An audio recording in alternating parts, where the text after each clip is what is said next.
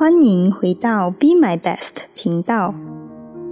今天我们展示如何给多肉换土换盆，做得简单，非常开心。首先准备2个画好的可爱多肉盆，轻轻将多肉从旧的盆里取出来，缓缓地将泥土去除干净，务必确认泥土是处于比较干燥的状态，这样的话可以降低根部的损伤，脱土的时候也比较轻松。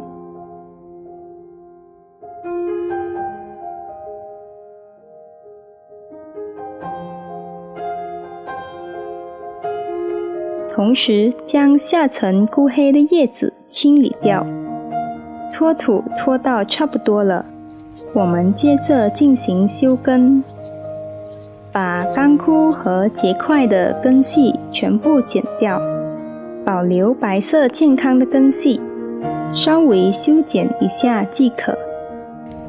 我使用的种植土是3份已经混合彩虹石的泥炭土，1份青石和1份次玉土。如果不想自己进行混搭，可以采用这种从淘宝购买的多肉土，非常适合我们马来西亚的气候。适当的加入一些缓释肥，搅拌均匀。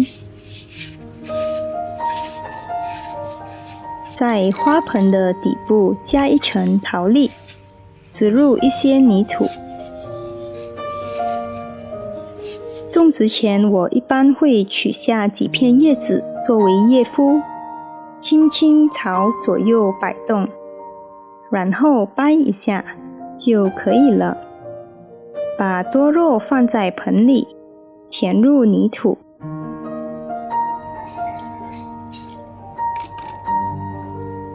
稍微震一震，确保泥土填满多肉的根系。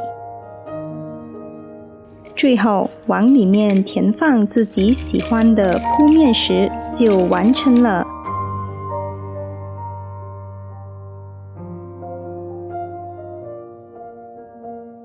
第2盆也是重复一样的步骤，这次我们做一个拼盘，1个矮的多肉加1个高的多肉，搭配1个黄毛掌，萌萌的，非常可爱哦。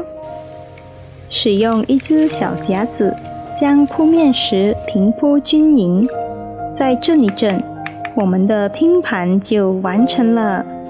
刚刚换了盆的多肉先不要浇水，差不多过了3到4天才浇水哦。多拍几张美美的照片留念，毕竟青春也不能单薄永远美丽，是吧？呵呵。谢谢大家收看，欢迎点赞订阅。